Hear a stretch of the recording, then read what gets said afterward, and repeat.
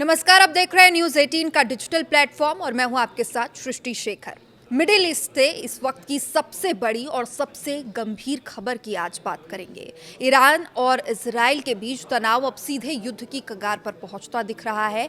शनिवार सुबह इजराइल और अमेरिका ने मिलकर ईरान पर बड़ा हवाई हमला कर दिया है, जिसे इजराइल ने प्रीएम्प्टिव स्ट्राइक यानी कि संभावित खतरे से पहले किया गया हमला बताया।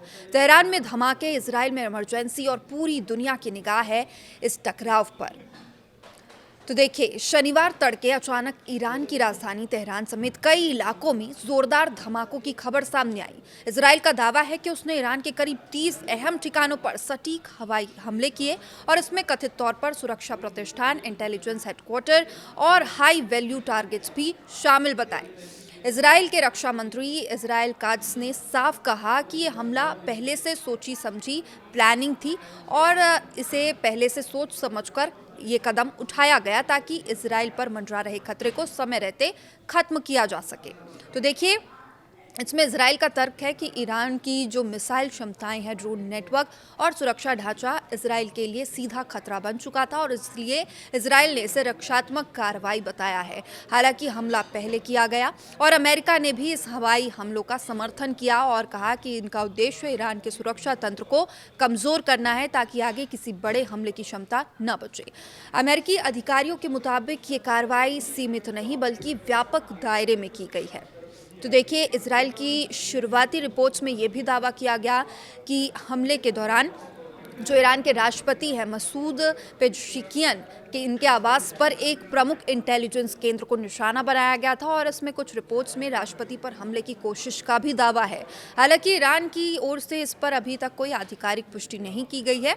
अमेरिकी अधिकारियों ने यहाँ तक कह दिया कि ईरान का पूरा शासन तंत्र, जिसमें supreme leader Ayatollah Ali Khamenei भी शामिल है, वो भी उनके निशाने पर बने हुए हैं। हमले के तुरंत बाद पूरे इजराइल में इमरजेंसी घोषित की गई है और स्कूल बंद किया गया। सार्वजनिक जो कार्यक्रम थे उन्हें रद्द कर दिया गया है और लोगों को बंकरों के पास रहने की सलाह दी जा रही है ताकि लोग सेफ रहें। इजराइल को आशंका है कि ईरान ड्रोन और बैलिस्टिक मिसाइलों से जवाबी कार्रवाई कर सकता है, जवाबी हमला कर सकता है। उधर दूसरी ओर ईरान ने भी अपने एयर स्पेस को बंद कर दिया है और कड़ा जवाब देने के संकेत भी दिए हैं। तो मिडिल ईस्ट में कई देशों ने एहतियातन अपने हवाई रास्ते भी अब सीमित कर दिए हैं। कई फ्लाइट्स भी इस दौरान जो इंटरनेशनल ट्रैवल करने वाली थी वो भी कैंसिल हो चुकी है।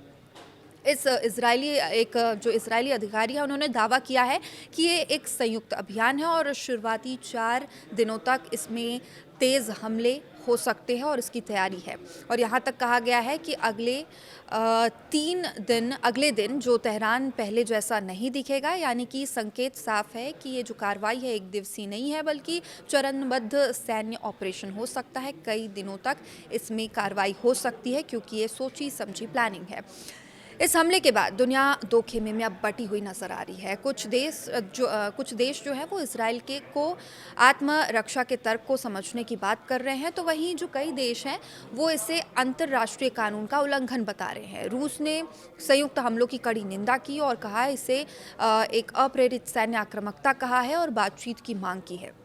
वहीं जो संयुक्त राष्ट्र है और वैश्विक संस्थाएं हैं वो हालात पर करीबी नज़र लगातार बनाए हुए हैं। अब देखिए, इसकी बैकग्राउंड हिस्ट्री समझते हैं। इजराइल और ईरान के बीच टकराव कोई नई बात नहीं है। परमाणु कार्यक्रम, क्षेत्रीय प्रभाव, प्रॉक्सी वॉर इस दुश्मनी की जड़ रहे हैं, लेकिन इस बार जो सीधा और खुला हमला हालात को कहीं ज़्यादा खतरनाक बना रहा है। अगले कुछ घंटे और दिन ये तय करेंगे कि क्या ये टकराव यहीं थमेगा या पूरा क्षेत्र एक बड़े युद्ध की और बढ़ जाएगा।